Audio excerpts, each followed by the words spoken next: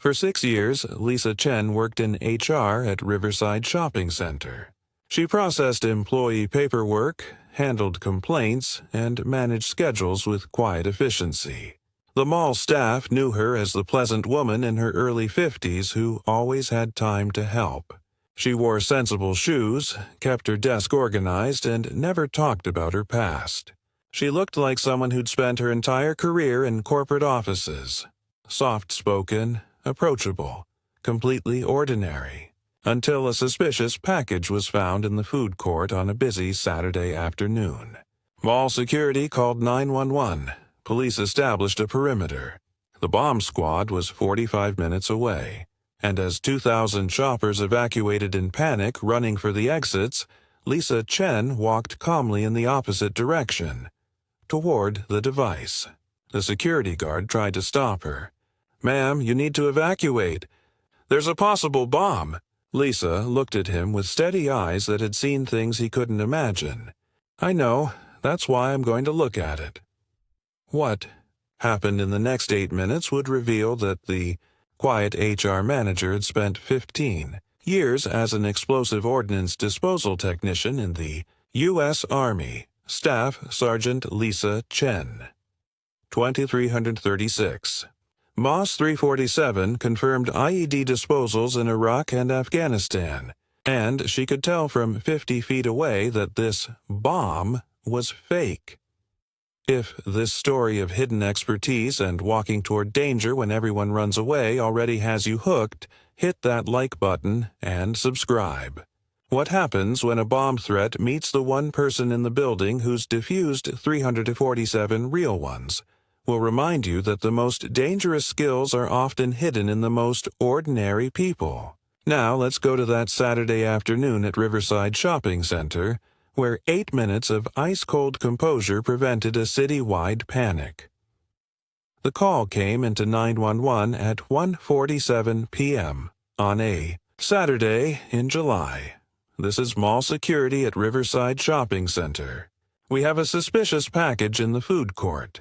Looks like it might be a bomb. We're evacuating now."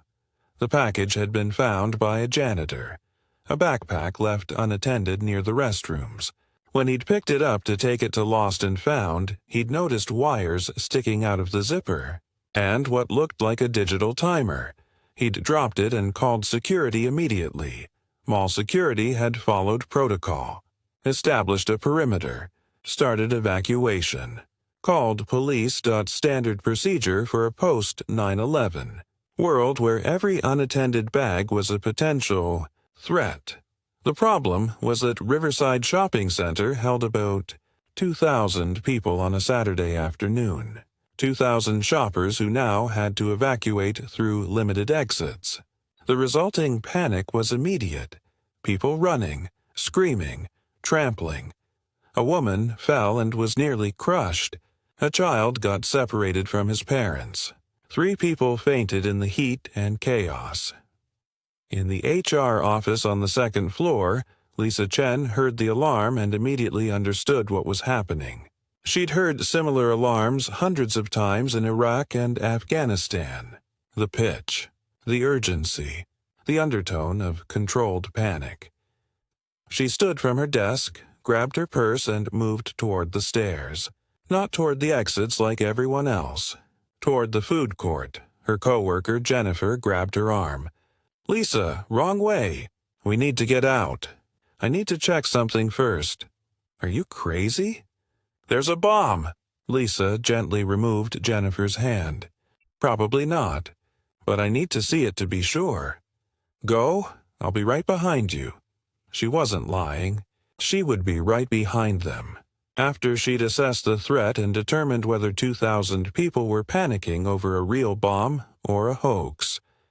Because Lisa Chen had seen real bombs, had worked with them, had taken them apart piece by piece while people depended on her steady hands and calm mind, and she could already tell from the way security was describing it that something was off. Lisa Chen had joined the Army at 19 years old. Small-town girl from Oregon. No real direction in life. The recruiter had shown her a list of jobs. "What about this one?" he'd asked, pointing to 89D. "Explosive Ordnance Disposal Specialist." "What's that?" "Bomb disposal. You'd be trained to identify, disarm, and dispose of explosive devices. IEDs, landmines, unexploded ordnance. It's one of the most dangerous jobs in the military. Also, one of the most important. Something about it had called to her. The challenge, the precision. The idea of being the person who walked toward danger when everyone else ran away. "I'll do it," she'd said. The recruiter had looked surprised. "It's a tough school. High washout rate, and you'd be one of very few women in the field." "I'll do it," she'd repeated. She'd made it through EOD school at Eglin Air Force Base. 39 weeks of intensive training, mathematics, chemistry, electronics, render-safe procedures, tools and techniques, how to think like a bomb maker so you could unmake what they'd made. She'd graduated third in her class, been assigned to the 759th Ordnance Company at Fort Carson, and 6 months later found herself in Iraq. The year was 2004. IEDs were killing more American soldiers than anything else. Every road was a potential death trap. Every suspicious pile of trash. Every dead animal by the roadside. Lisa had learned quickly that EOD work wasn't like the movies. It wasn't about cutting red wires or blue wires with seconds on a countdown timer. It was about patience, careful assessment, understanding electronics and explosives well enough to know what would set them off and what wouldn't. Her first disposal had been a 150mm artillery shell rigged as a roadside bomb. She'd approached in the bomb suit, 85 pounds of Kevlar that turned you into a slow-moving target, and used her tools to carefully expose the trigger mechanism. It had taken 45 minutes. The entire time she'd known that one wrong move would kill her instantly, that the suit would maybe keep enough of her body intact for a closed-casket funeral, but that was all. She'd successfully rendered it safe, cut the wires, removed the detonator, made the road safe for her fellow soldiers. That had been disposal number 1. She'd done 346 more over the next 15 years. 3 tours in Iraq, 2 in Afghanistan. Roadside bombs, vehicle-borne IEDs, suicide vests, unexploded ordnance from conflicts dating back decades. Every single one was a puzzle that wanted to kill you. Every single one required absolute focus, ice water in your veins, steady hands, clear mind. She'd received 2 Bronze Stars for her work. The EOD badge, one of the hardest awards to earn in the military. The respect of every soldier she'd served with, and the nightmares. Those came free. She'd left the Army in 2019. Honorable discharge. 15 years of service. Staff Sergeant E6. She'd seen enough bombs to last a lifetime. Now she worked in HR, processed paperwork, handled scheduling conflicts. The most dangerous thing she dealt with was angry employees, upset about their vacation requests. It was boring, safe, normal, exactly what she'd wanted until. Today, Lisa reached the food court, level, and immediately encountered a police officer, establishing the perimeter. "Ma'am, you need to evacuate. This area is closed. I need to see the device." "Ma'am, I can't let you—" Lisa pulled out her phone and showed him her military ID. She'd kept it current even in retirement. Old habits. Staff Sergeant Lisa Chen, U.S. Army, Explosive Ordnance Disposal. "I need to assess the device. The bomb squad is how far out?" The officer looked at her ID, then at her. A middle-aged Asian woman in business casual clothes. She didn't look like any bomb tech he'd ever seen. 45 minutes. "Ma'am, with respect, you're retired. We have protocol."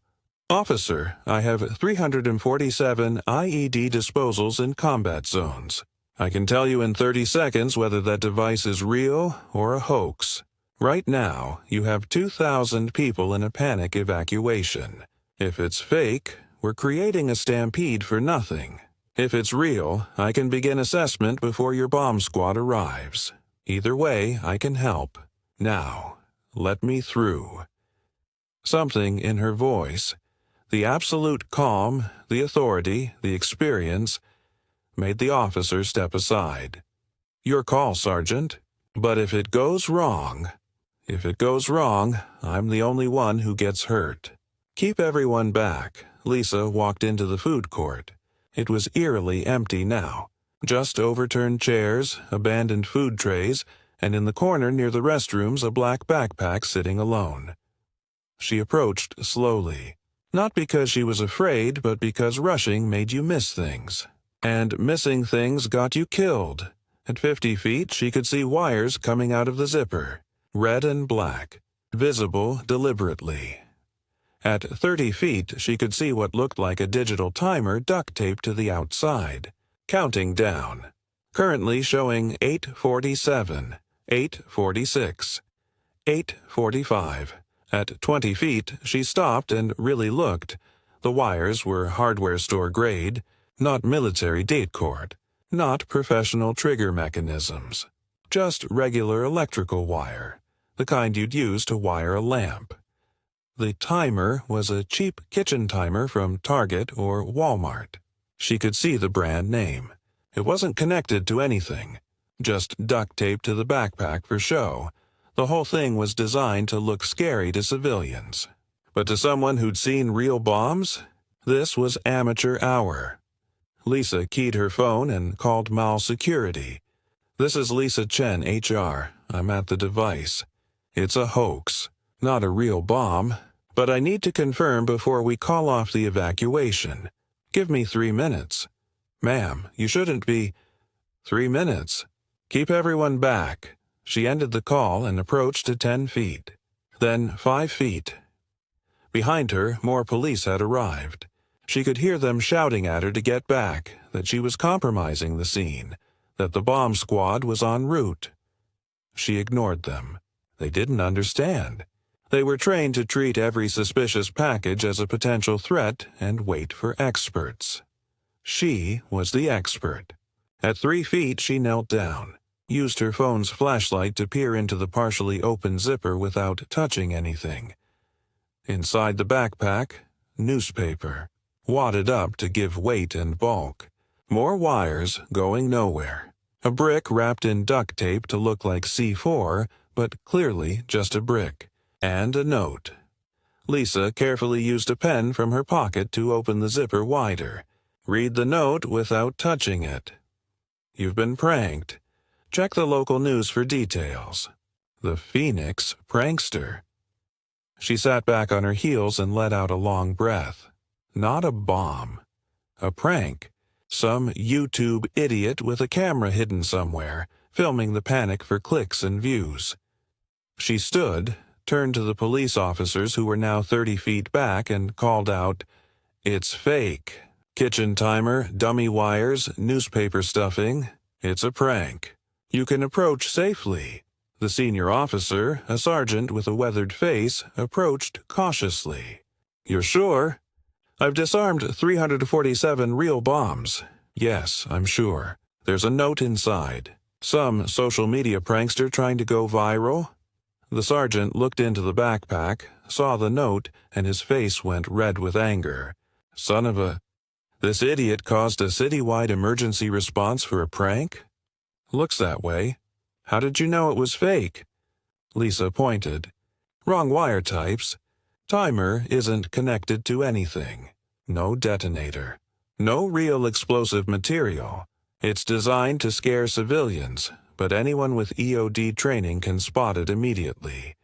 You walked up to it without knowing for sure. I was 90% sure from 50 feet. 95% sure from 30 feet. 100% sure from 5 feet. That's how it works. You assess. You evaluate. You make decisions based on training and experience." The sergeant shook his head. "You're either very brave or very crazy. neither. Just trained. When you've done it enough times, you learn to read the signs. Real bombs have a certain, a logic. This was theatrical, made to look dangerous but designed to not actually hurt anyone. Classic hoax bomb. More police arrived. Then fire department. Then finally, 45 minutes after the initial call, the Phoenix Police Bomb Squad showed up in their truck. The bomb squad commander, a veteran named Rodriguez who'd done 2 tours in Afghanistan, took one look at the device and immediately understood what had happened. Hoax bomb. Prank. Let me guess. Social media clout? There's a note, Lisa said. Phoenix prankster. Rodriguez's jaw tightened. Yeah, we've had 3 of these this year. Different locations. Always the same M.O. Kitchen timer, fake wires, note claiming it's a prank. Kid thinks he's being funny. Doesn't understand he's committing federal crimes and tying up emergency resources. You know who he is? We have a suspect. Hard to prove. He's careful about not being on camera. But this time, Rodriguez smiled grimly. This time he messed up. We've got mall security footage. And this time we've got you. Me? You approached the device, assessed it, called it as fake before we arrived. That's going to be important for the prosecution. We need your statement, Lisa nodded. Happy to provide it. Rodriguez looked at her more carefully. Wait, Chen, Staff Sergeant Lisa Chen, 759th Ordnance? You're that Chen? You know me? I was 787th. We overlapped in Afghanistan in 2012. You're a legend. That vehicle-borne IED outside Kandahar. The one that was triple-rigged with anti-handling devices. You spent 8 hours disarming it. Saved an entire platoon, Lisa remembered. It had been one of the worst disposals of her career. A truck packed with explosives, rigged to detonate if moved, if touched, if breathed on wrong. She'd worked in the bomb suit in a 110-degree heat, taking breaks every 20 minutes to avoid heat stroke, carefully tracing wires and rendering safe each trigger mechanism one at a time. Just doing the job, she said. Just doing the... Chen, that disposal is taught at EOD school now. It's a case study in how to handle complex devices. You're telling me you've been here in Phoenix the whole time, working in... He looked at her outfit. HR? Needed a change. 15 years was enough, Rodriguez laughed. I get that. But man, what are the odds? Of all the malls in Phoenix, the prankster picks the one where a legendary EOD tech works HR. By the time everything was sorted out, news crews had arrived. The story was too good to pass up. Mall bomb scare turns out to be prank. But then someone, one of the police officers who'd witnessed Lisa's approach, talked to a reporter, and the story changed. Retired Army bomb tech walks toward suspected device while everyone evacuates. The reporter, a young woman named Sarah Martinez from Channel 7 News, approached Lisa as she was trying to leave. Miss Chen? Sarah Martinez, Channel 7. Is it true you approached the device alone while police waited for the bomb squad? It is. I had EOD training. I assessed it as safe. But you didn't know it was safe when you approached it, did you? I had strong indicators it was a hoax. I was 90% confident. So there was a 10% chance it was real. And you walked toward it anyway. Lisa considered this. Yes, why? Because if it was real, someone needed to assess it immediately. And if it was fake, 2,000 people were evacuating in a panic for no reason. Either way, I could help. Are you aware that mall security has footage of you walking toward the device while everyone else was running away? It's remarkable. You look completely calm. I am calm. That's the training. If you panic, you make mistakes. Mistakes with explosives get people killed. Sarah pulled out her phone and showed Lisa a screenshot from the security footage. It showed Lisa walking steadily toward the backpack in the distance while shoppers streamed past her in the opposite direction. The contrast was stark. This image is already going viral on social media. People are calling you a hero. I'm not a hero. I'm a retired soldier who used her training to help in an emergency situation. The police say you have 347 confirmed IED disposals from Iraq and Afghanistan. Is that true? It is. That's an incredible number. Most EOD techs don't do that many in their entire career. I did 3 tours in Iraq and 2 in Afghanistan. There were a lot of IEDs. Were you ever injured? Lisa rolled up her left sleeve, showing a scar that ran from wrist to elbow. Baghdad, 2007. Device detonated during disposal. I was far enough away that the bomb suit protected me, but shrapnel got through. 15 stitches. Back to work 2 weeks later. Sarah's cameraman was filming now. Lisa noticed but didn't stop him. This was part of the job, too. The public relations side that she'd never been comfortable with. Miss Chen, what would you say to young women considering careers in EOD or other dangerous military specialties? Lisa thought about the young private she'd once been. Scared but determined. Wanting to prove herself. Wanting to matter. I'd say that courage isn't about not being afraid. It's about being afraid and doing the job anyway. Every time I approached a device, I was scared. But I had training. I had procedure. I had purpose. And that was enough. Do you miss it? The Army? The work? Lisa surprised herself by answering honestly. Yes, every day. EOD work is terrifying and exhausting and sometimes heartbreaking. But it matters. You're saving lives. Making roads safe. Protecting your fellow soldiers. There's a clarity to it, a purpose. Civilian life is safer. But sometimes I miss having a mission. It seems like you found your mission today. Lisa smiled slightly. For about 8 minutes, yeah. I did. The Phoenix prankster was arrested 3 days later. The mall security footage that showed Lisa approaching the device also showed a young man, 22 years old, filming from a hidden position with his phone. Cross-referenced with other footage and his social media accounts, police built a case. He was charged with inducing panic, making false alarms, and interfering with emergency services. Federal charges were pending. He'd posted a statement on his since-deleted YouTube channel.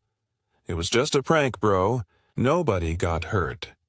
Except 3 people had been injured in the evacuation. Trampled. 1 broken arm. 2 concussions. And the city had spent over $100,000. In emergency response, the prosecutor specifically cited Lisa's approach to the device as evidence that even trained professionals had treated it as a potential threat. This wasn't a harmless prank. This was a credible threat that required a combat veteran with 347 IED disposals to assess. That's the definition of inducing panic. The prankster was looking at 5 years in federal prison. But the story that dominated local and then national news wasn't about the prankster. It was about Lisa. The security footage of her walking toward the device went viral. 10 million views in 48 hours. Then 50 million. News outlets everywhere picked it up. The woman who walked toward the bomb. While everyone ran away. Retired Army hero prevents panic at Phoenix Mall. Thu 47. IEDs. Defused, the quiet courage of Lisa Chen. Lisa hated every minute of the attention. She'd left the Army specifically to avoid this kind of spotlight. But she couldn't escape it. People recognized her at the grocery store, thanked her for her service, asked for selfies. The mayor of Phoenix gave her a commendation. The Army invited her to speak at EOD school graduations. Reporters camped outside her house, and then something unexpected happened. She got a call from the 55th Ordnance Company at Fort Bliss. They were deploying to an undisclosed location. They needed experienced EOD techs to train the new generation. Ms. Chen, we know you retired, but we're asking if you'd consider coming back. Not active duty, civilian contractor, training role. You'd be teaching young EOD techs the skills that kept you alive through 347 disposals, skills they'll need when they deploy. No pressure, but we'd be honored to have you. Lisa thought about it for exactly 3 seconds. When do I start? Lisa stood in the Nevada desert, watching a young soldier approach a training IED.